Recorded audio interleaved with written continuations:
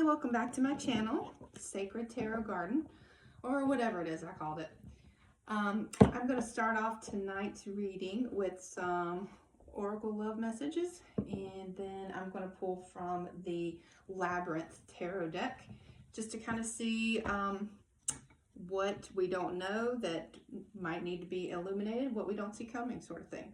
So let's start off with these love messages. Sometimes they're not very loving, so we'll see if they live up to their name today. Okay. Thank you, Spirit. What messages do you want to share? Oof, this one kind of flew out. Oh, okay. 2.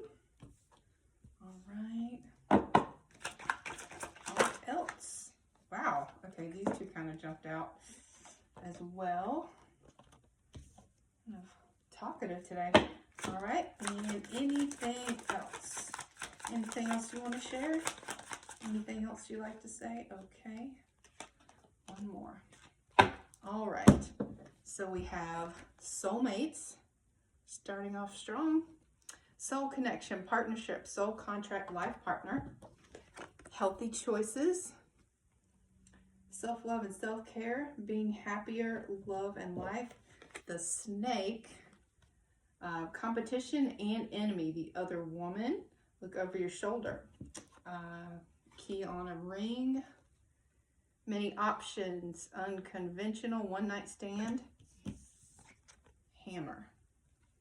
Sabotage and rebuild. Persistent. Working on it. Repairing. Okay, so half of these things are good, and then some of these things maybe are not so good. Maybe watch your back for that snake. Might be somebody that you wouldn't expect it to be. Unfortunately, sometimes it's those people closest to us that we really need to watch. Anyway, so there's that. Let's see what the Labyrinth deck has to say. We can find our way out of the Labyrinth. Ooh. Okay. All right, we'll go ahead and take it because that kind of flew out. Okay, so what you don't see coming, thank you, Spirit, please share with us. Ooh, what we don't see coming. What do we not see coming?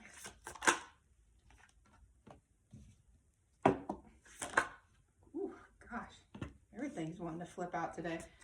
Okay. So the Ace of Feathers in the Labyrinth deck, feathers are like swords. So this is basically like the Ace of Swords. So that would be a new beginning. Aces are all new beginnings and swords are thoughts. Also, the Ace of Swords talks about a victory. So some kind of new beginning is about to take place, and it could be a victory for you. I don't know really any more than that until we get a little further along. But next we have the Queen of Junk. So the Queen of Junk is very much like the Queen of Pentacles in the regular Rider-Waite-Smith deck. She's a symbol of stability, abundance. She's kind and caring. This particular queen cooks for the other goblins, so she's a caretaker. And then we've got the Four of Feathers, which is basically like the Four of Swords. So that is a card of resting and introspection, just taking some time out. And then we've got the Hangman. So that can either talk about like a blocked energy. It could talk about different perspective, about a new way of looking at things, because you see he's upside down. So let's see what the book has to say. And we'll start with Ace of Feathers. The Ace of Feathers represents a whirlwind period of breakthroughs and epiphanies and revolutionary aha moments. You're feeling innovative, clever, and inspired. Make note of all your new ideas, for they have incredible potential. Okay, so could be a beginning in a lot of different areas for you. Could be something creative, something that ends up, turning into like a lifelong passion. Then Queen of Junk.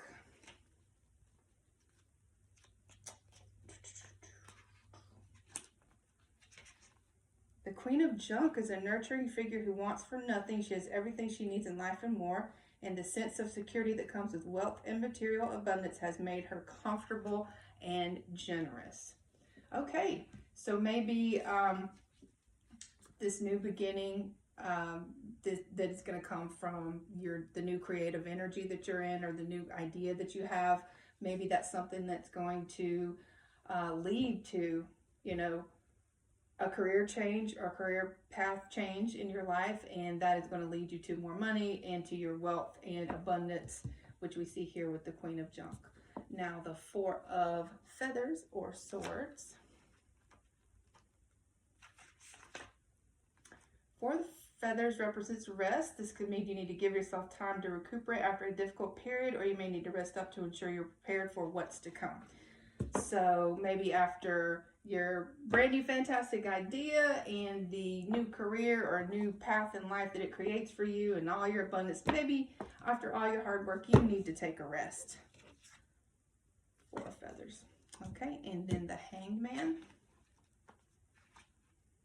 Hangman doesn't come up very much for me for some reason. I don't see him very much.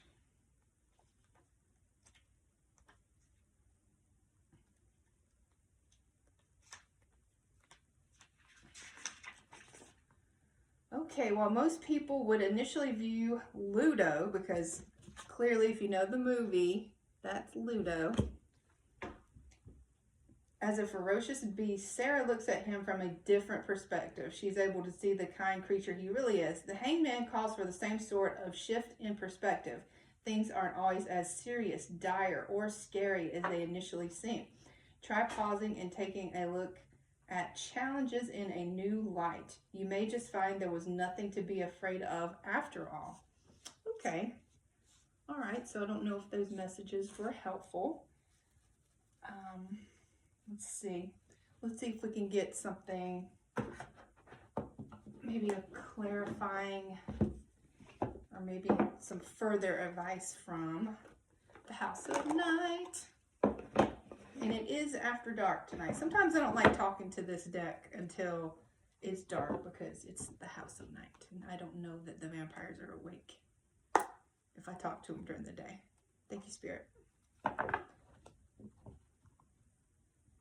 we're just going to ask a general question about what we need to know,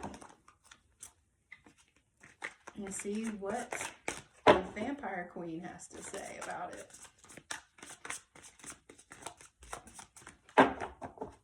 Thank you, Nyx. What advice do you have for us? What do we not see coming that we need to know? I feel like that one kind of got stuck on my thumb. Okay. So she says risk. Let's see. I usually don't get this one. My child, you may come to a place where you are being asked to take a risk and try something new and different. Okay, well, I think that we kind of got a little bit of hint of that with these earlier cards. Rather than worry about how things will turn out, why not take the leap of faith? No matter what happens, something important will be experienced. This is a sign that you can prove something to yourself, and when you accomplish it, you will be proud that you did. Another meaning here is to ask yourself about your next action. Is it worth the risk you're taking? If the answer is no, don't do it. If yes, I will give you wings to fly and will catch you if you fall.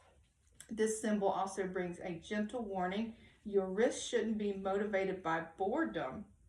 This is a symbol of consequences as well as courage.